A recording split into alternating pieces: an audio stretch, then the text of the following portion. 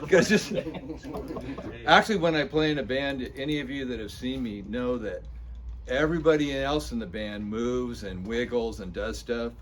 I stand in a dark corner and I look down and I just sit here and play. I'm like the John Entwistle of performers. So maybe I can do this actually. This is just sharing a little bit about what I do in between appointments. Hi, I'm Andrew Moore. I'm a notary permit runner, and you may ask yourself, what does a notary permit runner do in between appointments?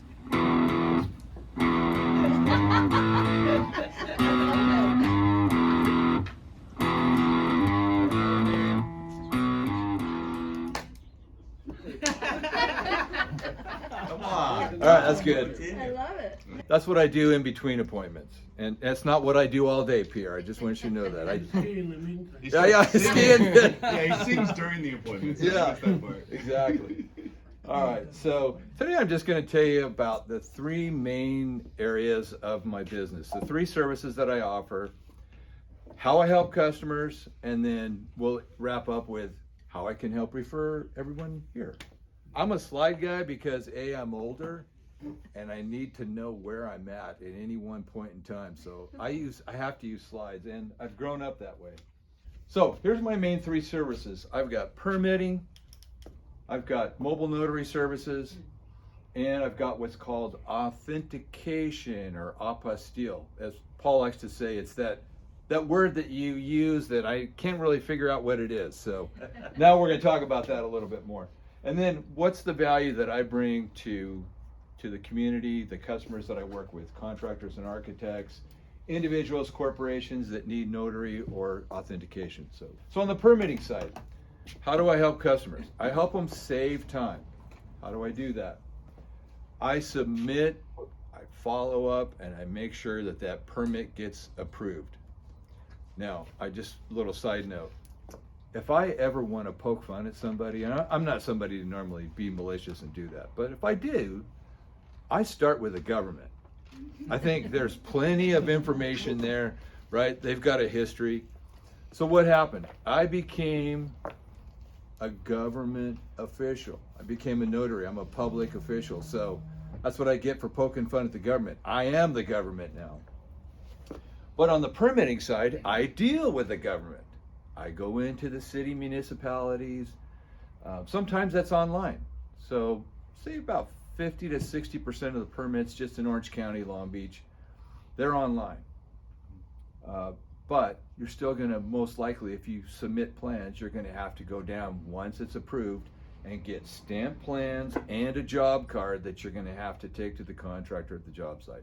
So I do all that. Submit it. I get them a business license, because they'll usually say, I've got a business license for that city, but of course it's expired, so we have to get another business license. So permit and business license. Sometimes they need multiple permits, depends on the type of work that they do. So I just take care of all that for them. And then again, it helps customers because they can focus on billable hours. Now, truth be told, no one raise your hands, most of the time we're not getting permits because the homeowner doesn't want to for whatever reason. But when a permit is needed and maybe you, the contractor, say, hey, look, you're gonna need a permit for this. You don't wanna have tractors and stuff out in front and have the city inspector drive by, and that's not a fun thing. So when a permit is needed and the contractor's busy during the month, that's where I can help. A lot of times they pull their own permits, but when they get covered up, that's when I can help. All right. And just one other thing from that last slide. One call, I'll give you guys some examples, but I'm the guy that I'm standing there at the city permit window talking to either the building, the planning department, the permitting department, and if there's a question on the drawing, okay, I can get my phone out, I put my phone right there on the table, and I can talk to my contractor real time. And so there's the three of us talking to the city, I'm there to help, and my contractor's on the phone. And we can answer questions usually in 1 minute or less, because otherwise that would have taken 50 emails, Phone calls, it's a really frustrating experience. I'm there on their behalf. So now they're in two places at once. They're still out there managing their subs, and at the same time I can just make a quick call and they can talk to the city. So there's a lot of value that I can add there. So again, I help them with a business license. If you're submitting plans, you're gonna have revisions. I think the city feels like it's their job to figure out, you're always gonna need a revision because it was never perfect the first time. So I'll help them with submitting revisions, resubmissions. We actually had one the other day in City of Tustin where they actually had got it approved, had stamp drawings, they had the job card. Inspector went out there to look at it. Inspector said, hey, right over there, that cinder block wall, that's not actually a freestanding wall. You got a bunch of dirt behind that. That's actually considered a retaining wall. You need more specs on your drawing. So I'm gonna be nice today. I'm gonna have you guys go in and talk to the city, and if you ask for the senior permit tech who's there, you know, such and such a day, you can do an over-the-counter revision, which normally that would have been another 7 to 10 days. So I went down there on behalf of my contractor and I got that done for him. And again, there were still questions even when we did that, but we updated his drawing, got him back his drawing for the inspector and his job card, job done. So just taking care of that kind of stuff for them, you know, can save people a lot of time. Facilitate payment. So I did a job for Johnny's company, and you know, you say, well, how does the payment thing work? Some of my contractors who use me regularly, they've given me one of their company debit cards, so every time I go in and, you know, take care of the permits for them, I'm able to make a payment on their behalf. In other cases, like in Johnny's company case, I called the office manager, Monique, and I said, hey, Monique, you know, they just want a credit card right now. I hand them my phone. She gives them the credit card number right there, payment done, permit, you know. So it's really easy, it's not hard. And again, I'll pick up the approved stamp plans and the job card. So the other service that I provide is mobile notary. And to be honest with you, I'm pleasantly surprised that as many of you have used me as a mobile notary. And I didn't think you would need a notary that much in this group, but people have needed a notary. So you could be having a romantic lunch with your spouse, and I show up with all my little notary stuff, and I'll interrupt your lunch while you're having your romantic sushi lunch, and we can notarize documents. I love it. Who is this guy? Andrew. Easy.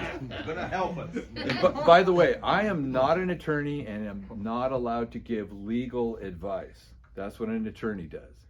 But I was just going to talk about a couple of the documents that you might see when I go out there to help you guys with the notarization. So there's a couple of documents that I deal with all the time. They're called a jurat and an acknowledgement.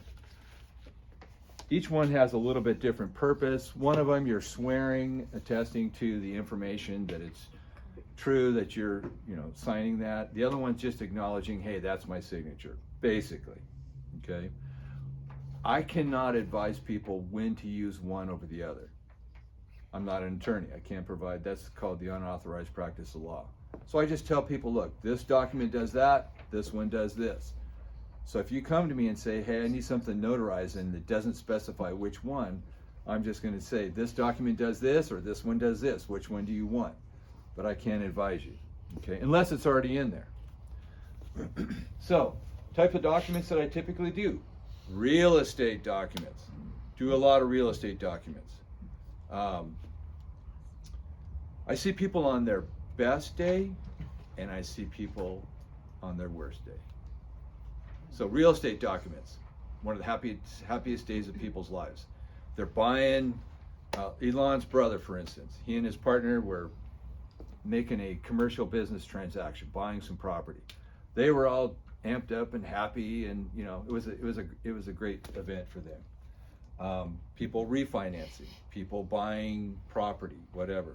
Great day. Hospitals, generally not a great day. So in a hospital, and now think about this, you're in a hospital bed, you're not going to go to the UPS store. You got to have somebody come to you. and usually because a loved one is in, a particular condition. So in that case, usually you're signing something like this. It's called an Advanced Healthcare Directive. This is off the Memorial Care website, so you guys can see, but that's going to need to be notarized. It's just saying you're giving people, certain specific people, permission to make decisions on your behalf. Okay? The other ones might be a power of attorney. There's different types of power of attorney. I'll let Elon talk more about that, but again, giving somebody permission to make a specific type of decision or decisions on your behalf. Okay? Wills and trusts. Hopefully all of you here have one or need to update it maybe, but having that will and trust in place, and so I'll go there and I'll help people with that. I can literally take my laptop, and if the attorney wants to facilitate, hey, this document is talking about this, I open up a Zoom meeting, and they sit there and they explain the documents, and then I'll just sit there and notarize them. So different ways that I can help people, right? Jails. So I have a security clearance with the Orange County Sheriff's Department. I can go into any of the 3 facilities that the Orange County Sheriff's Department runs. Theo Lacey, have another like an interim, kind of a holding interim facility, and then they have another one that's going to be opening up this, I think this summer or fall. Is that a happy day or a not so happy day? Depends on who you are in the signing. But, even people in jail need that, and they're frequently having either a power of attorney, some kind of financial thing, and the family, of course, right? The family is going to need some kind of assistance. So you're helping people. You can't go to Theo Lacey every day of the week, by the way. You can only go, the visiting hours there are Friday through Monday. But I can go there 24/7. I can go there any day of the week, any time of day or night. Not asking to go at 3 a.m., by the way. That's not what I was looking for. And then I got the general notary work. So this could be anything from somebody like me that says, hey, I want to take some money out of my IRA or my 401k. Well, in California, more than likely, your spouse or somebody else could be listed as a beneficiary. You can't just take money out. They got to sign as well, and then you got to notarize. So my job as a notary, by the way, is one of the main functions of my job is to ID the signer. I'm really not there to verify the accuracy of the documents. That could be a lender. That could be an attorney. That's their thing. I just print those documents if they want me to. But my job is mainly just to ID the signer. That's one of my main functions. And to make sure that the document is filled out and completed properly. So you can't have a bunch of blanks that aren't filled in there. That's not going to fly. This is that one. What is this? What is this for?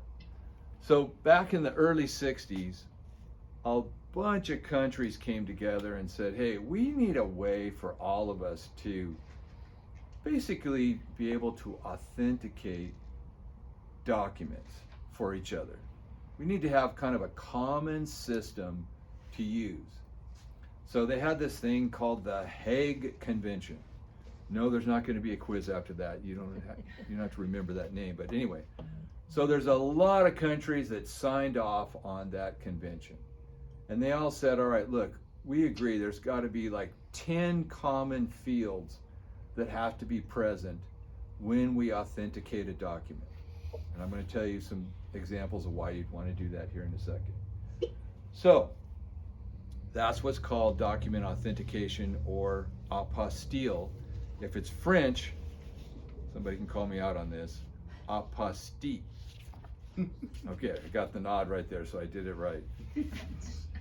All right, so I'm not going to pass this one around because this one's my stuff. This is my birth certificate, so it's got some sensitive information. All you guys need to know is I'm old. That's all. I'm old. But this is the California one. So this got authenticated for Mexico. Okay? So here's the birth certificate back here, okay? And then what they did was, you can see they stamp it across both documents. And it's got 10 fields here. It says, hey, what country is this? This is the United States. It's a public document. It's been signed by, in this case, it shows the county recorder for where I was born up in Northern California. Acting in the capacity, clerk recorder. There's the stamp of, and it's got the county, and again, California. Where was this done at? This was done at the LA Secretary of State office in downtown Los Angeles. There's one in Sacramento, there's one in Los Angeles. What's the Apostille number? So now you have a way to track them. Okay, and then there's a seal and stamp, and then somebody from the Secretary of State's office signs it. So you got 10 common fields. Doesn't matter if you were in Alabama, there'd be those 10 common fields. So again, it's just a way to standardize for all the states in the US to say, all right, this document's been authenticated by a public official. Okay? So, when would you need something like this? Well, could be you are buying an Airbnb. Let's just say you were going to buy an Airbnb down in Cabo San Lucas. You might need to sign a power of attorney to give a realtor or an attorney the power to make financial transactions on your behalf. That might be one right there.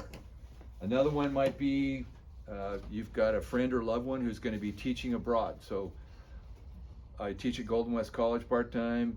We're getting ready to finish spring semester. A lot of people are going to go teach abroad. They might teach English second language or something like that in another country. So teaching abroad, you're probably going to have to get a birth certificate apostille. You're probably going to have to get like 3 or 4 other documents, maybe your transcripts. So right now, Croatia, we were just at some family's house for Easter. How am I doing on time? Okay.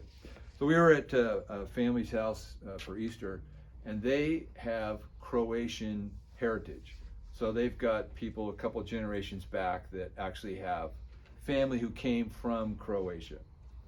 Well, right now they can apply for dual citizenship in Europe, which means as a citizen of the European Union, they also get health care benefits.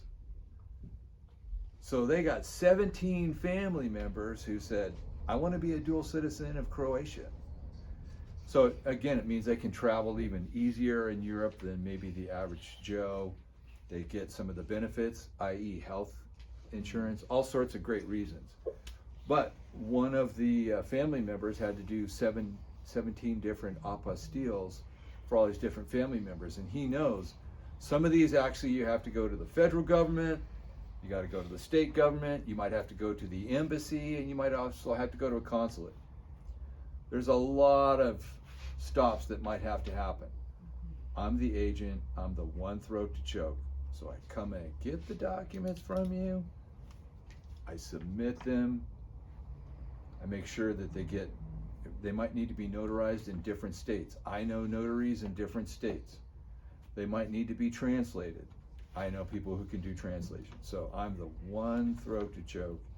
So now you got one person to do all that running around for you, right? Because it can be a big hassle. Destination weddings could be another one. That's a really common one. Lead time is about 2 to 3 weeks if it's just a state authentication. If it's federal, you might need to add another 6 weeks, 8 weeks, something like that. How can I refer you all?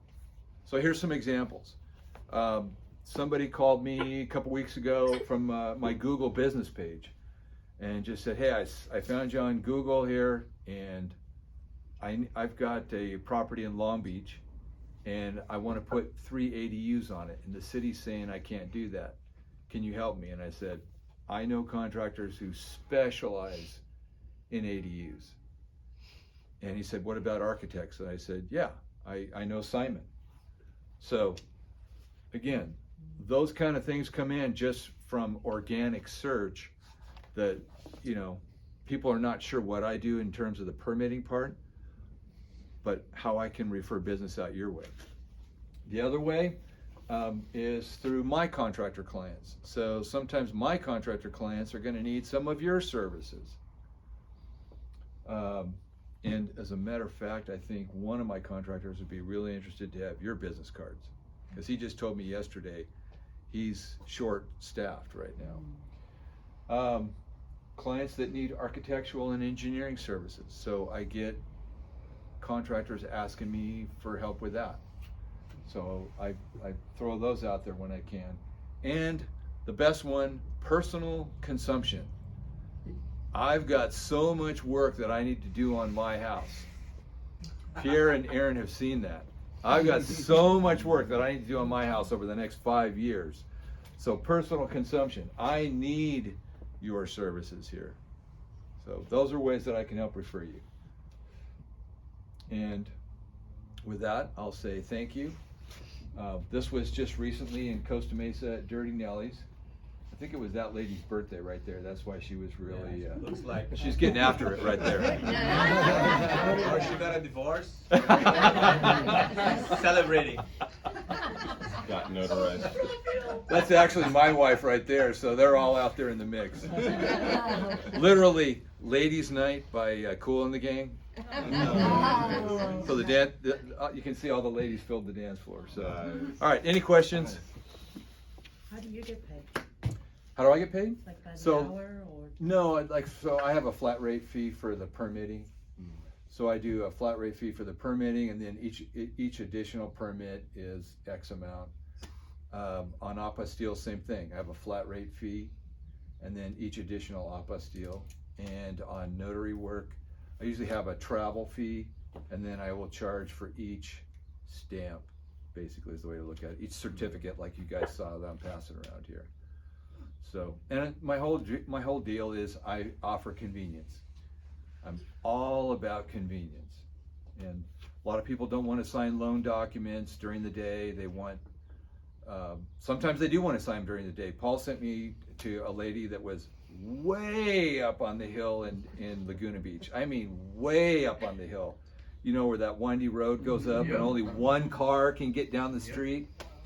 And she was a big player in one of the big, consulting firms out there, and she's on a conference call, which is not usually how I like to do a notarization, but she's doing a high, power call, conference call, and signing documents. So as she's talking, I'm pushing documents her way, she's signing, So it's convenience.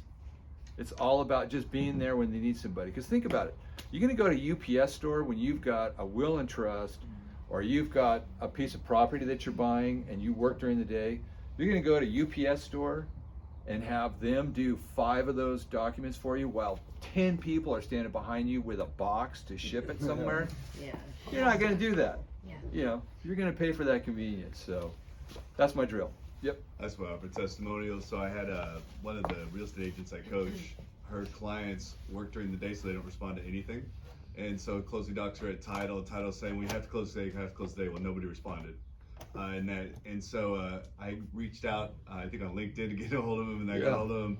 And he went and ran out the night, basically that night, got the notarized done, took care of the clients, took care of the agent. The agent, I love her to death, but she could be really a tough cookie to work with. And she just loved him and praised him to death. So, but you saved the day on just a last minute randomness that could have devastated everybody, because we had one day to close before a lock extension and a bunch of other junk. So Thank you so much. Thank you. All right, thanks everybody. Wow. Told you more than you needed to know about my business, but